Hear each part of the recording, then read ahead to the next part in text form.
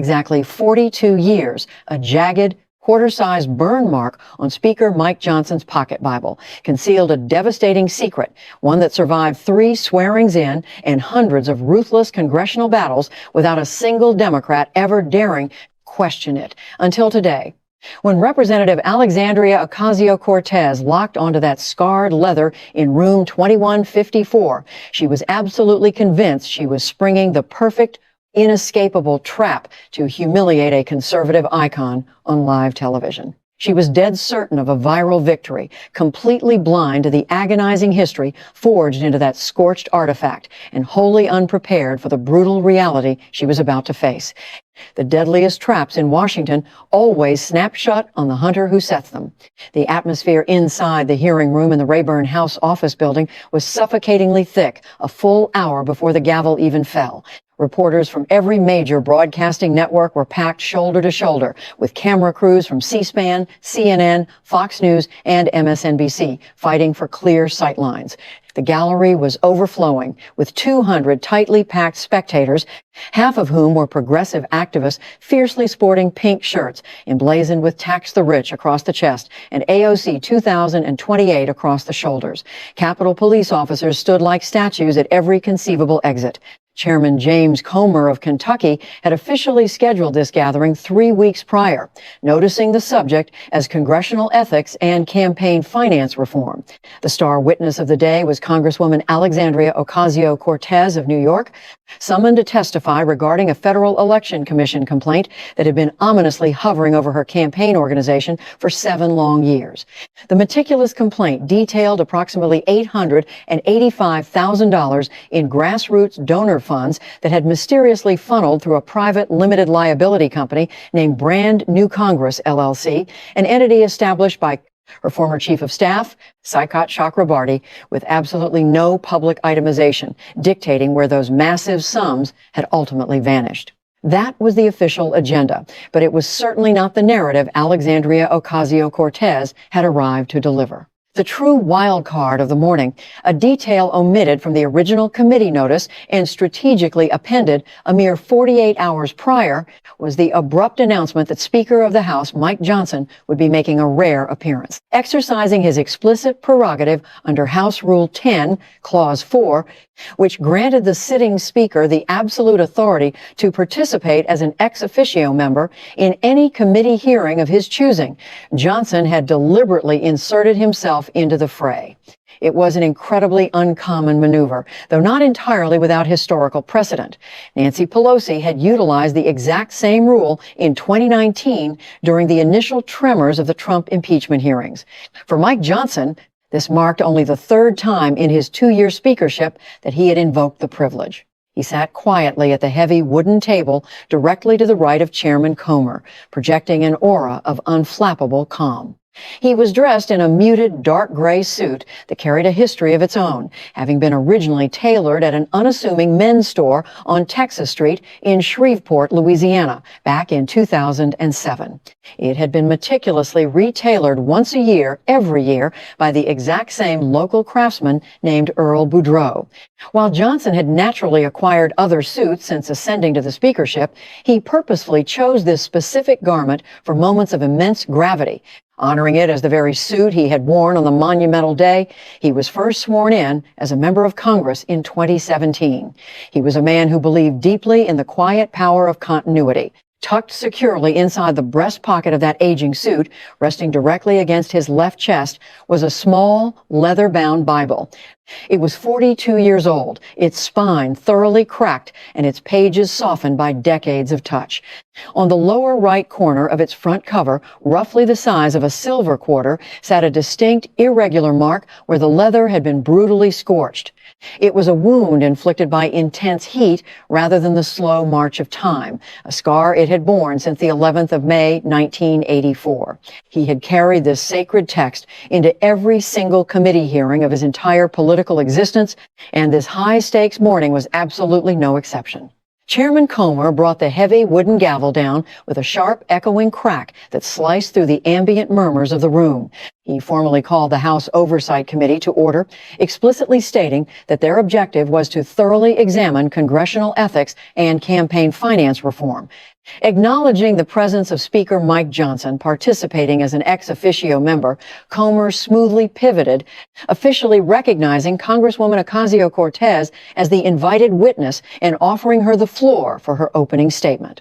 She did not have to stand. The protocol of the committee did not require witnesses to rise for their opening remarks, and historically, almost no one ever did. But Alexandria Ocasio-Cortez immediately pushed her chair back and rose to her feet, her posture rigid and combative. Over her 7 years in the brutal arena of congressional politics, she had mastered the undeniable reality that the television cameras adored her infinitely more when she claimed the physical high ground. The instant she stood, her hands ignited into motion, executing the deeply practiced choreography of a seasoned politician who had spent her entire career weaponizing her physical presence to amplify her rhetorical strikes. She began by thanking Chairman Comer, her voice dripping with calculated disdain, immediately branding the hearing's focus on campaign finance as a pathetic facade. She loudly declared to the packed room that everyone present knew this was nothing more than another partisan witch hunt orchestrated by Republicans desperate to crush the only member of Congress brave enough to challenge their corrupt political ecosystem. Her voice forcefully carried across the cavernous room, prompting the network cameras to instantly zoom in, capturing the righteous fury blazing in her dark eyes.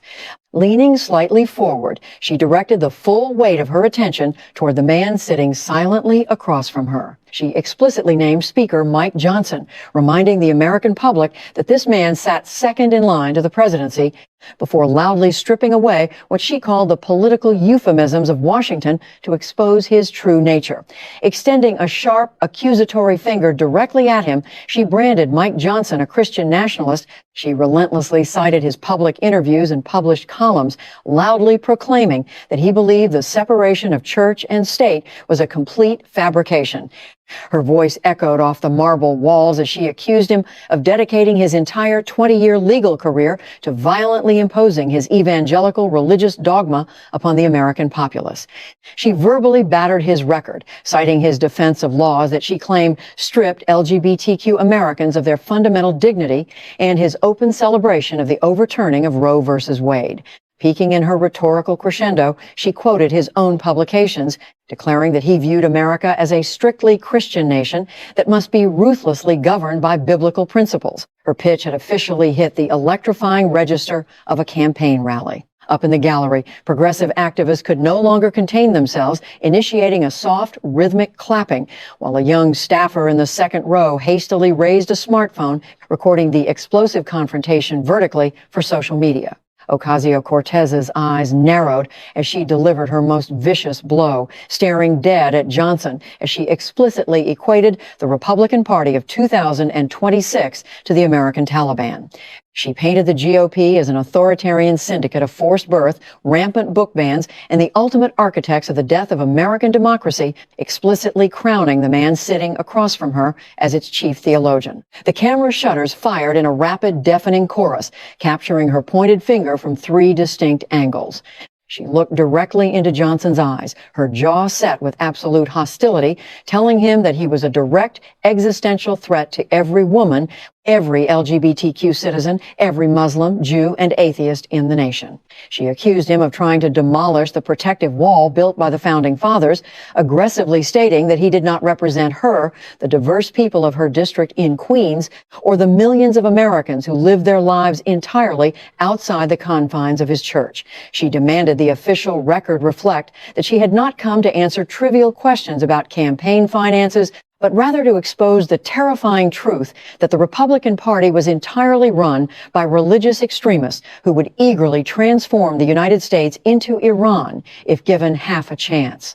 2 seats to her right, Congressman Jamie Raskin offered a slow, deliberate nod of approval, projecting the distinct professorial satisfaction of a seasoned constitutional law instructor, watching a star pupil nail a flawless closing argument. To her left, Representative Jasmine Crockett actually stood up, openly applauding the performance. In the dense back rows, a pair of progressive staffers boldly attempted to spark a chant of no theocracy before plainclothes Capitol Police officers materialized instantly, quietly but firmly reminding them that such outbursts were strictly forbidden. Chairman Comer let the chaotic energy ripple and fade naturally, possessing the seasoned wisdom to know that interrupting a witness during an opening statement, even one entirely hijacked for a political monologue, was a tactical error, especially when the man sitting calmly to his right required absolutely no protection. Comer simply recentered the room, reminding the Congresswoman that the notice subject remained campaign finance reform,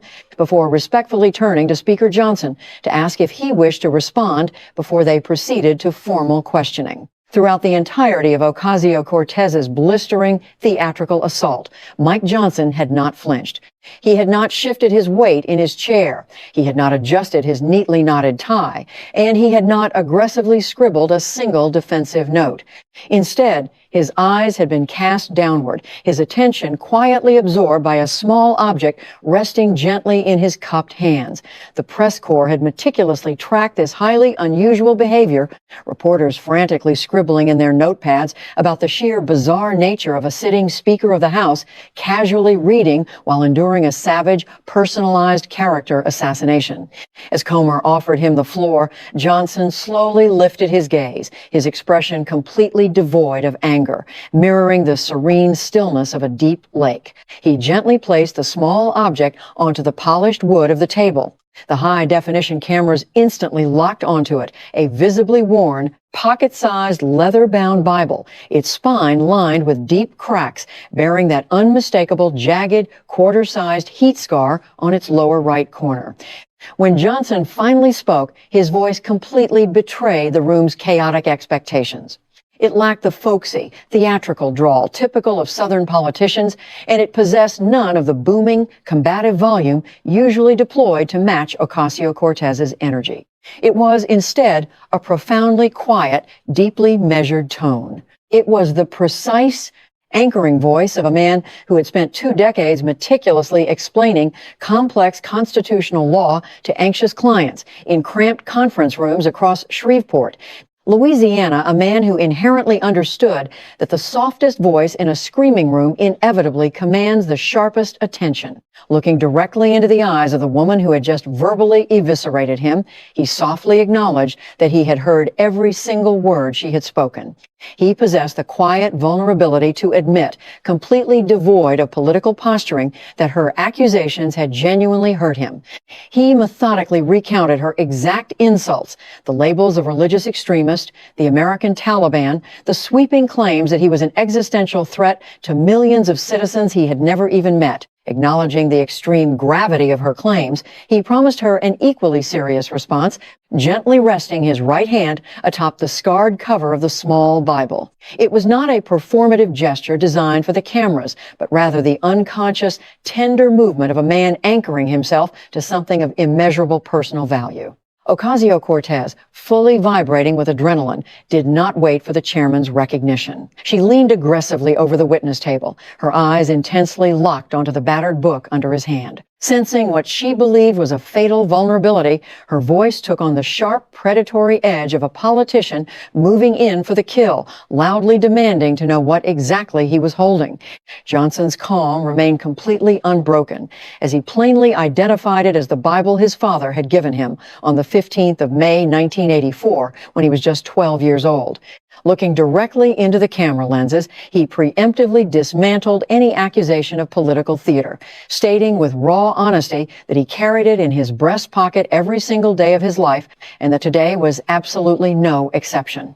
But Ocasio-Cortez, her political instincts, heavily conditioned by years of brutal partisan combat, pressed harder, assuming she had uncovered a calculated prop. She sharply questioned the deliberate-looking burn mark on the cover, mockingly asking if it was a manufactured part of his political costume. This was precisely the moment Mike Johnson had been quietly waiting for since the sun rose that morning. Having been secretly leaked her prepared opening statement by a sympathetic source within her own staff 3 days prior, he had mentally prepared for this exact collision. He slowly closed his eyes. The agonizing 2-second pause was captured in crystal clear high definition, sending a sudden chilling ripple through the room. Jamie Raskin's smug, satisfied smile instantly vanished, replaced by the grim realization of a seasoned lawyer who recognizes the subtle shift in a courtroom's atmospheric pressure.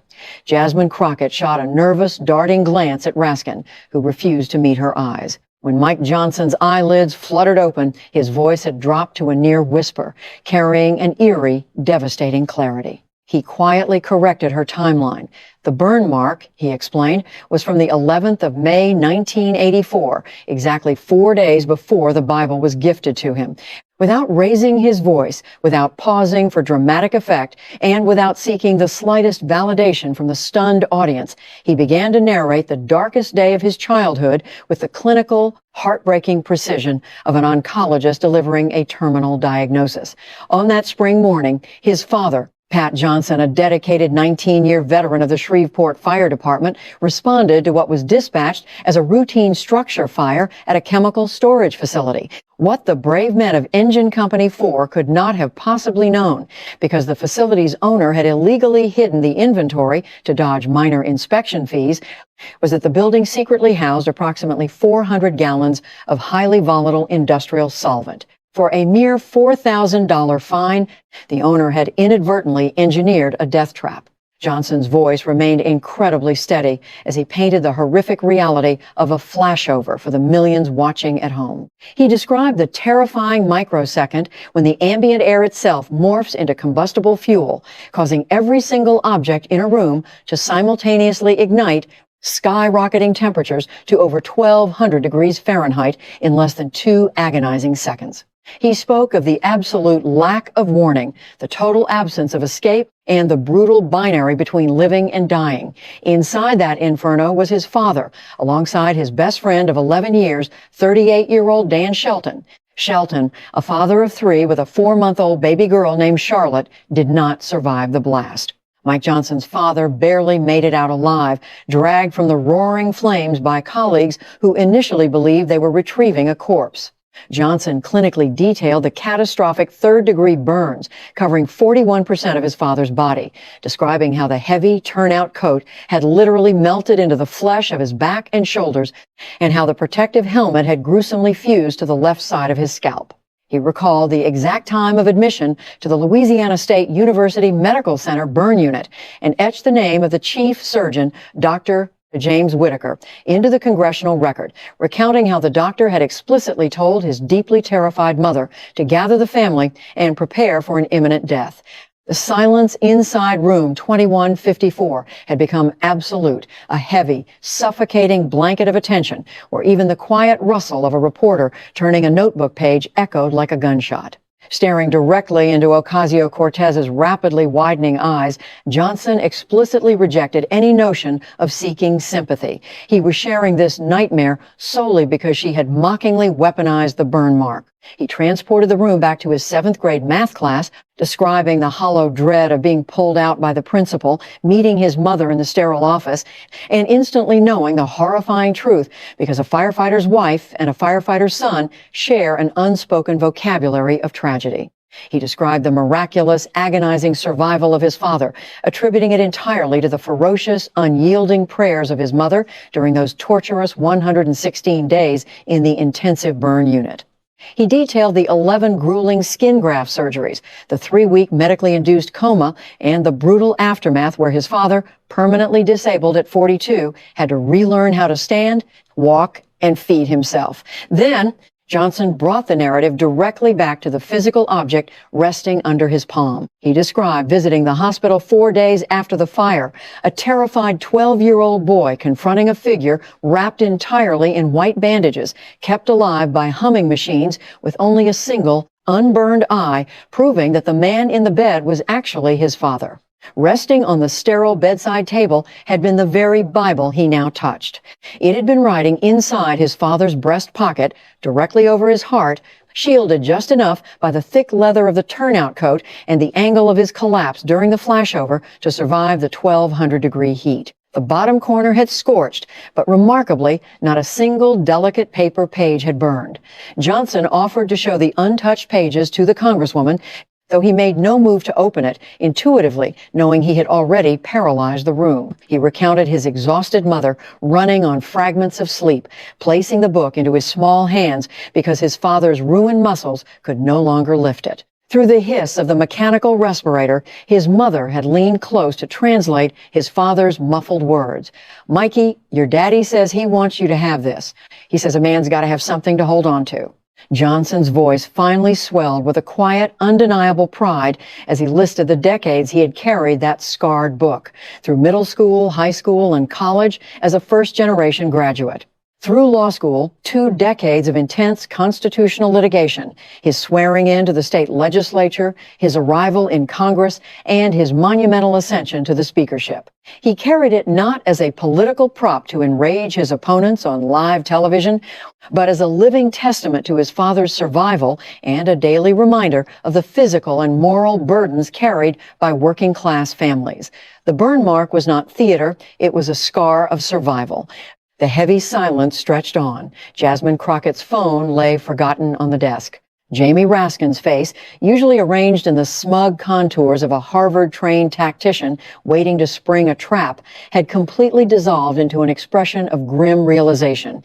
Alexandria Ocasio-Cortez sat frozen, her hands resting flat against the table, fingers splayed wide, completely immobilized since Johnson had uttered the date of the fire. She looked like a sailor desperately bracing against the deck of a ship, rapidly plunging into an unforeseen abyss. Without missing a beat and without allowing the temperature of his voice to rise a single degree, Mike Johnson pivoted to the second phase of his response, systematically dismantling her most incendiary accusation. He addressed her comparison of the Republican Party to the Taliban with forensic, devastating precision, drawing upon his 6 years of high-level intelligence briefings on the Armed Services Committee, his deep reviews of State Department human rights reports, and his solemn visits to shattered Gold Star families and the amputee wards of Walter Reed. He politely but firmly educated her on what the actual Taliban represented. He spoke not with partisan rage, but with the sorrowful authority of a witness. He detailed the horrific public executions of women in Kabul soccer stadiums for the mere accusation of adultery, citing the tragic, globally documented 1,999 video of a woman named Zarina daring the viewers at home to search for it and face the sickening reality. He cited the United Nations reports detailing the forced expulsion of 1.5 million Afghan girls from secondary education simply for the crime of being female. He invoked Human Rights Watch to describe the grotesque public hangings of homosexuals from construction cranes, the brutal floggings of dissident journalists, and the fanatical destruction of the ancient Buddhas of Bamiyan. These were not political talking points, he insisted, but documented atrocities verified by Amnesty International and journalists who bled for the truth. He then sharply juxtaposed this reign of terror with the actual legislative record of the Republican Party over the last 4 years. He calmly listed their votes, expanding small business loans for women, increasing education funding, supporting bipartisan criminal justice reform, and backing the PACT Act for veterans' health care. He acknowledged her fundamental right to disagree with conservative tax policy, border security, or energy proposals, validating her political convictions as legitimate. But, he warned, utilizing the protected freedom of the First Amendment to casually compare elected American representatives to bloodthirsty terrorists executing women in stadiums was not a political argument. It was a deeply offensive insult, severely cheapened the genuine suffering of Afghan women just to score a cheap point regarding domestic abortion policy. He suggested, with a razor-sharp gentleness, that both the women of Afghanistan and the women of her district in Queens deserved far better. Before Ocasio-Cortez could even attempt to catch her breath, Congressman Byron Donalds struck. The 47-year-old, history-making black Republican from Florida's 19th district had been sitting silently in the room by the strategic design of Comer's staff, waiting for precisely this opening. Requesting 30 seconds from the chairman, Donalds leaned heavily into his microphone, completely shifting the dynamic of the confrontation. He laid out his authentic biography with booming, undeniable authority. Born in Brooklyn, raised in the working-class trenches of Crown Heights, a public school kid who fought his way through Florida State University on a football scholarship before building a 16-year career in finance. He looked directly at Ocasio-Cortez, his voice carrying the distinct, heavy cadence of native New York, and surgically dismantled her carefully curated working-class persona. He politely noted for the official record that she had actually been raised in the affluent suburbs of Yorktown Heights in Westchester County, dropping the devastating census statistics. Her hometown boasted a median income of $137,000 compared to his hometown's $53,000. But Donalds was not finished. He cornered her on her own rhetoric, demanding to know how she reconciled calling his party the Taliban when he, a black man from Brooklyn, was a proud, duly elected member of it. He demanded she face him not as a Republican, but as a fellow New Yorker and person of color, challenging her to either withdraw the horrific comparison or look him in the eye and defend it on live television. Ocasio-Cortez instantly threw her hands up, her defensive reflexes kicking in as she aggressively declared she would not be lectured about race by a Republican. Donalds brutally cut off her escape route, his voice dropping an octave in sheer absolute authority. He clarified that he was not lecturing her on race, but presenting an undeniable fact of his existence within the party, demanding she engage with the factual reality rather than hiding behind his skin color. Either I am wrong about my own party, or you are wrong about it, Donalds stated with finality. Both of us cannot be correct. Ocasio-Cortez opened her mouth, her eyes darting frantically to her notes, but the words died in her throat. Her staff had tragically failed to anticipate Byron Donalds' presence. The ultimate trump card of racial dynamics, usually her most impenetrable shield, had just been effortlessly snapped in half by a black Republican from Brooklyn, leaving her totally exposed in front of 200 silent witnesses. Seizing the absolute command of the room, Chairman Comer swiftly steered the hearing back to its official purpose, the daunting ethical questions surrounding Ocasio-Cortez's campaign finances. Speaker Johnson calmly reclaimed the floor, promising to walk through the public record with excruciating precision. He transported the audience back to the glamorous September 2021 Met Gala, meticulously detailing the exclusive event where tickets commanded $35,000 a seat. He described the brilliant white dress she wore, famously spray-painted with "Tax the Rich" in massive 6-inch red letters, explicitly noting its fair market rental value of $3,700 alongside designer shoes, a custom handbag, and bespoke jewelry. Johnson did not offer these numbers as his personal opinion. He cited the devastating 31-page bipartisan report from the House Ethics Committee, unanimously approved by both Democrats and Republicans. Johnson clinically read from page 7 of the devastating report, outlining how she had received impermissible gifts and drastically failed to pay the fair market value. But the true dagger lay in the human collateral. He detailed how the working-class vendors, the hairstylist, the makeup artist, the seamstresses, the floral designer were forced to wait agonizing months to be compensated for their labor.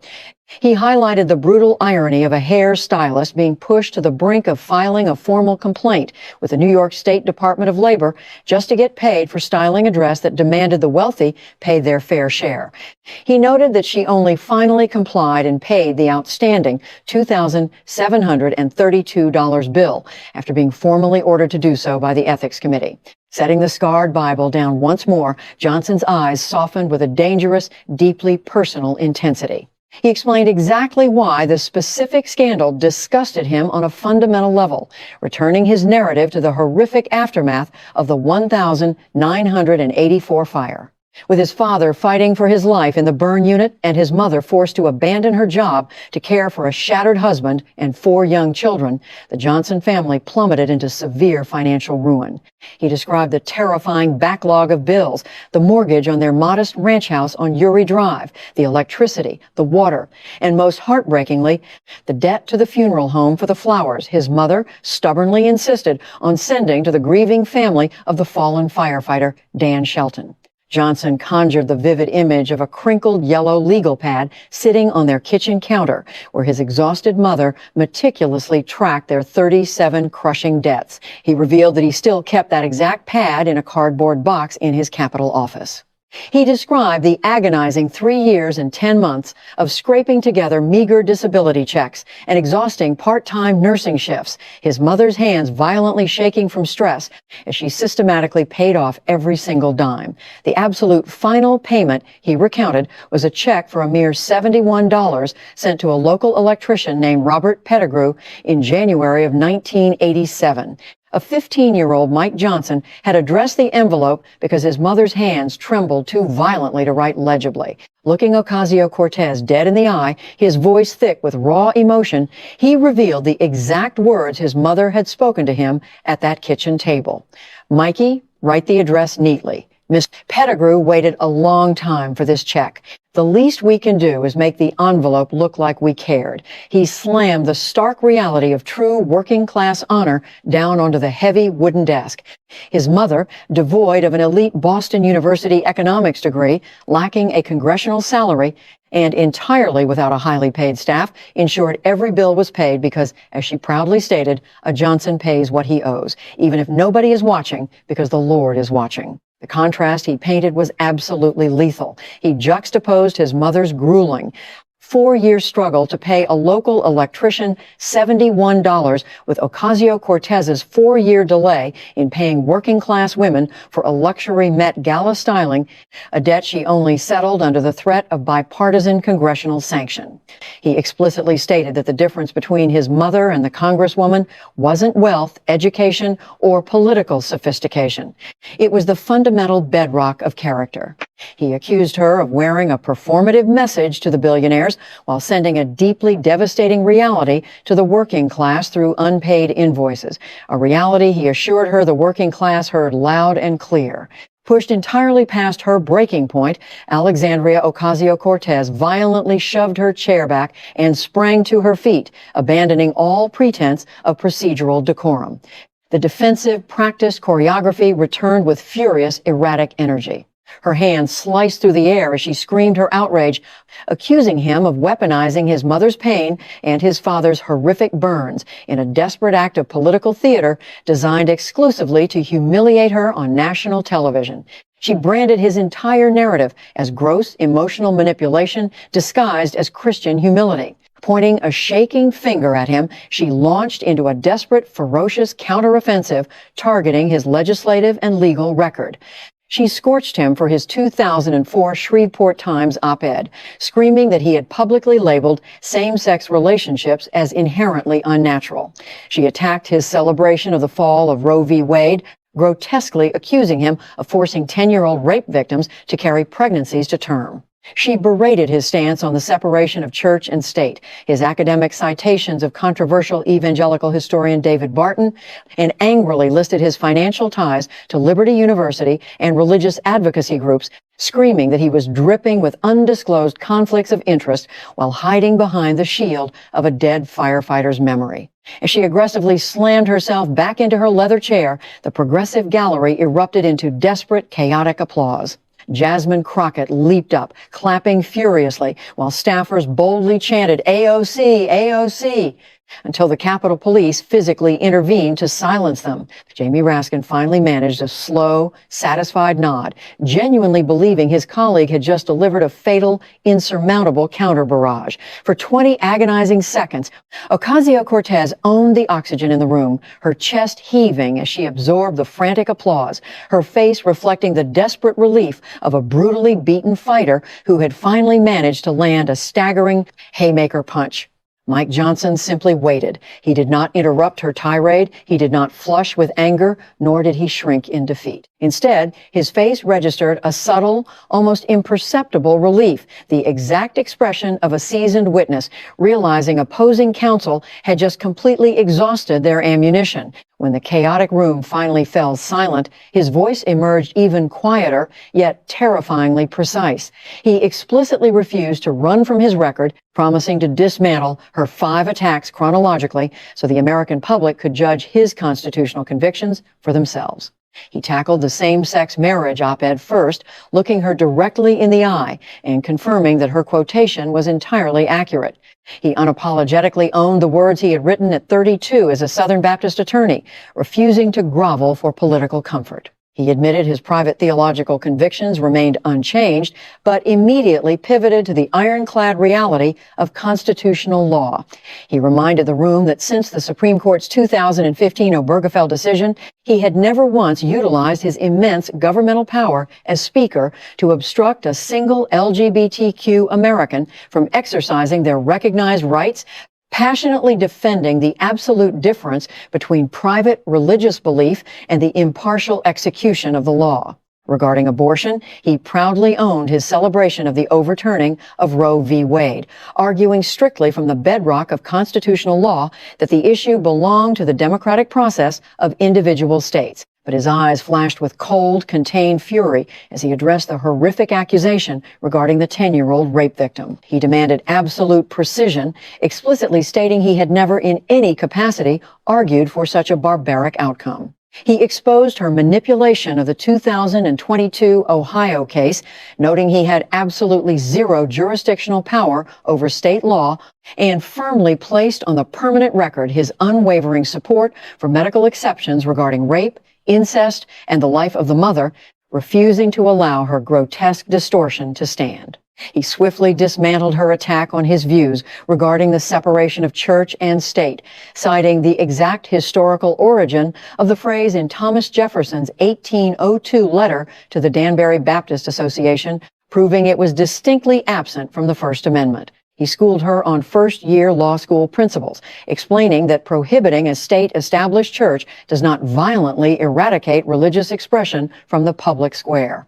He brushed off the attack regarding historian David Barton, noting that academically citing a source does not constitute a blanket endorsement of their entire worldview, a basic evidentiary concept he dryly suggested she should fully understand. Finally, he obliterated her accusations of financial corruption regarding Liberty University, openly directing her to the publicly available, ethically audited House Clerk's website, where every single cent was thoroughly and legally disclosed, offering to have his chief of staff personally email her the URL since she was seemingly incapable of basic research. Having systematically neutralized every single one of her frantic attacks, Johnson masterfully snapped the trap completely shut. He returned the crosshairs precisely to the original purpose of the hearing. He laid out the indisputable public FEC filings, proving her campaign had moved $885,000 through the shadowy Brand New Congress, LLC, specifically structured by her own chief of staff to completely bypass public expenditure disclosures. He noted the pending 7-year-old formal ethics complaint. And then, leaning slightly forward, his voice cutting through the silent room like a scalpel, he asked the ultimate devastating question: where did the $885,000 go? Who received it? For what specific services? Where did it go? Jamie Raskin panicked. The seasoned constitutional law professor violently lunged for his microphone, desperate to throw a procedural grenade to save his sinking colleague. He aggressively objected, citing the 1957 Supreme Court case Watkins v. United States, pompously lecturing Johnson that congressional investigations could not be weaponized to expose private affairs purely for the sake of exposure. Johnson did not even blink. With terrifying encyclopedic recall, he politely reminded Raskin that he had personally taught Watkins in his own constitutional law seminars for years. He surgically eviscerated Raskin's argument, pointing out that Watkins pertained to a private labor organizer facing the House Un-American Activities Committee, not a sitting member of the United States Congress actively dodging public campaign finance disclosures.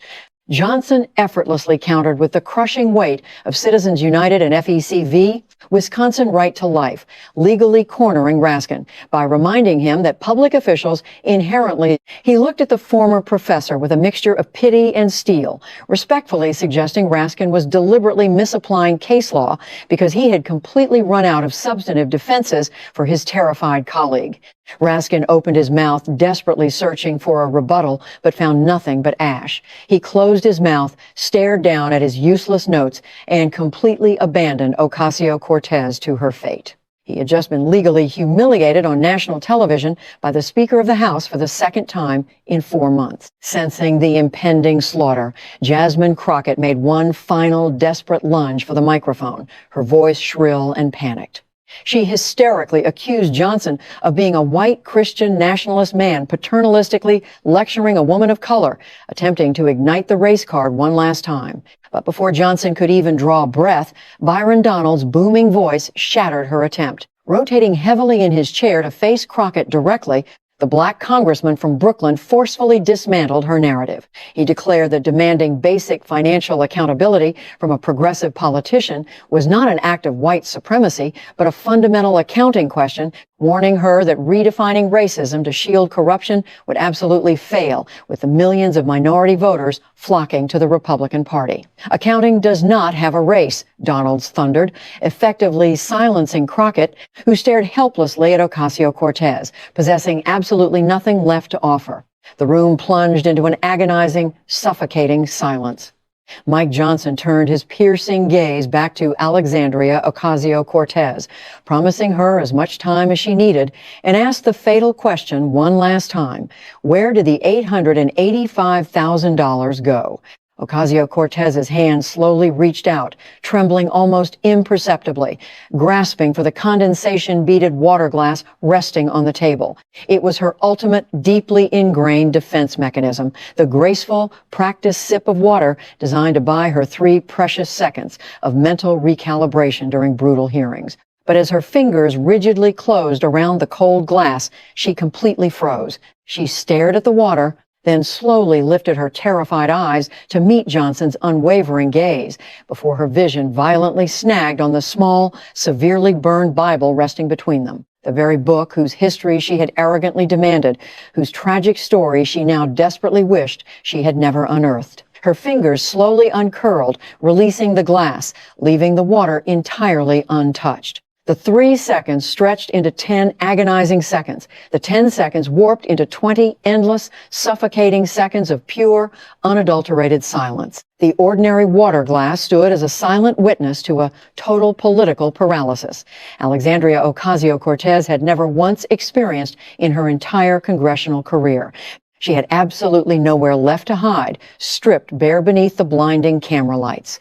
When she finally managed to force a sound past her lips, her voice was tiny, broken, and completely hollow, weakly stammering that she was legally advised not to discuss the matter. Johnson's response was utterly devoid of malice, carrying only the crushing weight of profound disappointment. He shared the deeply held wisdom he imparted to his own 4 daughters back in Shreveport, that words uttered under intense pressure reveal a person's true character infinitely faster than carefully rehearsed actions. He meticulously recounted her reflexive, panicked reactions over the past 43 minutes, screaming about the Taliban, hurling accusations of white nationalism, sexism, and paternalism the moment she was asked a fundamental question regarding her own financial integrity.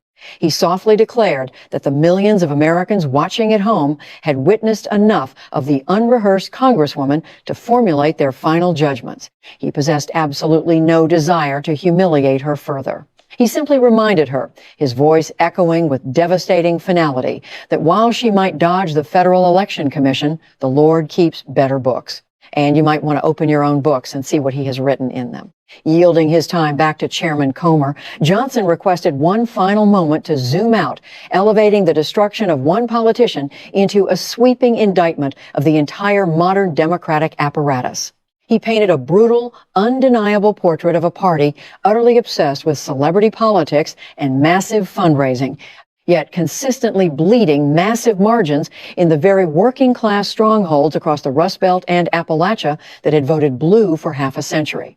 He explicitly diagnosed the fatal disconnect. The Democratic Party had completely stopped speaking the language of the American worker, choosing instead to converse in the suffocating, alienating jargon of Ivy League seminar rooms. He explicitly contrasted the elitist terminology of intersectionality and cultural appropriation with the desperate reality of his mother scratching out 37 deaths on a yellow pad or Robert Pettigrew, waiting nearly 4 years for $71. Evoking Karl Marx with a razor-sharp irony, Johnson accused Ocasio-Cortez of representing a cloistered class of Americans whose entire identity was built upon their extreme, condescending distance from the very people they fraudulently claimed to represent. He contrasted the humble haberdasher Harry Truman with the spectacle of a Boston University graduate wearing a luxury designer dress to a billionaire's gala while loudly pretending to champion the proletariat. He fiercely defended the working-class Americans she had casually slandered as the American Taliban, praising them as the very backbone of the nation, people who woke before dawn, paid their agonizing debts, respected the law, and quietly filled church collection plates. He elevated his father's immense sacrifice and Dan Shelton's tragic death as the ultimate embodiment of American dignity, warning her that these furious, alienated citizens were listening closely and they would be voting relentlessly until her party either remembered how to speak their language or was utterly replaced by one that did. The heavy gavel finally fell, echoing like a thunderclap, and the room violently exhaled. The mass exodus told the entire story in agonizing slow motion. Jasmine Crockett frantically shoved her papers into a folio and practically sprinted for the exit, violently waving off her own staff aide without making eye contact with anyone. Jamie Raskin meticulously gathered his notes, the physical manifestation of his crushed professorial pride, and marched toward the heavy wooden doors. As he passed directly behind Mike Johnson, the brilliant constitutional scholar paused for a fraction of a second, offering no handshake but muttering two distinct words captured entirely by a sharp-eyed lip reader. Speaker, well argued.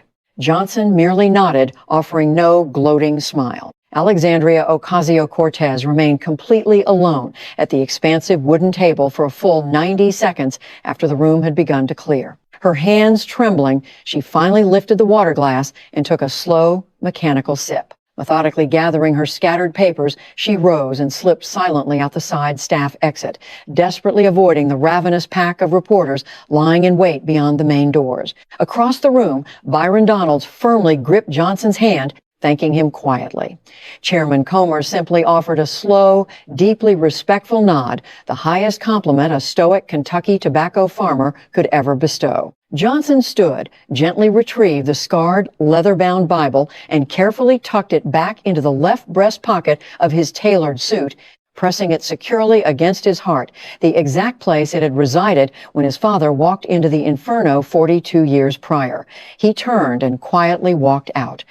Hours later, Speaker Mike Johnson politely declined the luxurious government executive jets at his disposal, honoring his father's strict belief that politicians who waste taxpayer money to fly home have fundamentally lost their souls. He folded his frame into a cramped middle seat in commercial coach on a Southwest Airlines flight bound for Shreveport. A young woman beside him, having watched the explosive hearing clip currently dominating the internet, softly offered her condolences regarding his father's horrific accident. Johnson thanked her with genuine warmth, and they spent the remainder of the flight in peaceful, respectful silence. By the time his brother's battered 2010 Ford F-150 pulled into the driveway of the incredibly modest ranch house on Uri Drive, the Louisiana sky had bled into a bruised, beautiful twilight purple. Inside the warm, fragrant kitchen, 79-year-old Pat Johnson sat in his wheelchair, his skin bearing the permanent, pale roadmap of his agonizing survival, the left side of his scalp forever scarred smooth. 78-year-old Jean Johnson stood by the counter, her hands carrying a violent, perpetual tremor, meticulously brewing a fresh pot of coffee. Mike sank into the worn wooden chair at the table where he had eaten every childhood breakfast, placing the small, battered Bible directly between himself and the man who had fought through hell to pass it down. When Pat asked, in his slow, deliberate drawl, if he had done all right during the hearing, Mike simply smiled, assuring his father he had done just fine. Pat's terribly scarred right hand, the same hand that had tied Mike's first necktie and folded his first flag, slowly reached across the scarred wood, his trembling fingertips coming to rest gently atop the jagged burn mark on the leather cover. He quietly confessed his lingering belief that the Bible had originally been a desperate goodbye present, only to marvel that God had granted him another 42 years to witness exactly what his son would do with it. Staring at the horrific scars on his father's hands, the Speaker of the House felt a massive lump rise in his throat as his father reminded him of the sacred family oath born from their darkest financial hour. A Johnson pays what he owes, even if nobody is watching, because the Lord is watching. Pat looked up from the Bible, his single good eye shining with a mixture of sorrow and hard-won wisdom, quietly noting that the young lady from New York had clearly never been taught that fundamental truth. He ordered his son to keep the book in his pocket until the end of his days, and to pass it on only to someone who truly understood the agonizing price of the burn mark. As Jean carefully set 3 steaming mugs of coffee onto the table, her hands trembling exactly as they had when she wrote that $71 check to a patient electrician so many decades ago. The distant, mournful wail of a freight train drifted across the Red River. In that tiny, unassuming kitchen, the most powerful man in the United States Congress sat quietly with his heroes, anchored deeply by the unbreakable integrity of the American working class. Meanwhile, 1,000 miles away in a radically different kitchen in Queens, a completely shattered congresswoman sat alone at her table, desperately trying to comprehend the sheer magnitude of the political devastation she had just walked into. The clip of her total paralyzation was already skyrocketing past 12 million views. The brutal reality of the ledger was finally catching up to her. And as Gene Johnson had known since the bitter winter of 1985, the Lord's accounting is always absolutely perfect, and his eyes never once look away. But the sprawling, vicious ledger of Washington politics is never truly closed for good. What happens when the relentless pressure of the FEC finally forces those shadowy books wide open? You won't believe the absolute chaos that erupts when the next round of subpoenas starts flying. Smash that like button if you still believe that raw, working-class character matters infinitely more than elite credentials. Subscribe right now because the political fallout is just getting started, and the next chapter is going to be even more devastating. Comment burn mark down below if you believe every single politician should be forced to answer exactly where the money went, and share this story with anyone who understands the profound dignity of paying a bill, even if it takes 3 years, simply because it is the right thing to do. The storm is coming, and you won't want to miss what happens next.